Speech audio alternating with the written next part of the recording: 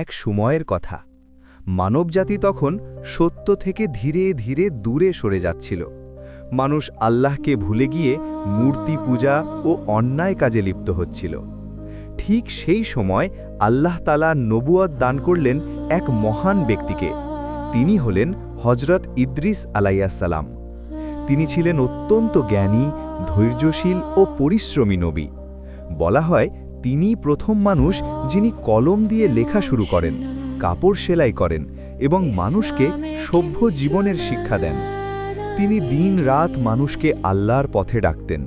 বলতেন, হে মানুষ, একমাত্র আল্লাহর ইবাদত করো, অন্যায় ও জুলুম থেকে দূরে থাকো। কিয়ামতের দিন তোমাদের প্রতিটি কাজের হিসাব দিতে হবে। কিন্তু অনেক মানুষ তার কথা শুনত না, তাকে নিয়ে হাসাহাসি করত, উপহাস করত। তবুও হজরত ইদ্রিস আলাইহিসসালাম ধৈর্য হারাননি। তিনি আল্লাহর উপর পূর্ণ ভরসা রেখে দাওয়াত দিতে থাকেন। আল্লাহ তার এই ধৈর্য ও নিষ্ঠায় এতই সন্তুষ্ট হন যে তাকে এক বিশেষ মর্যাদা দান করেন।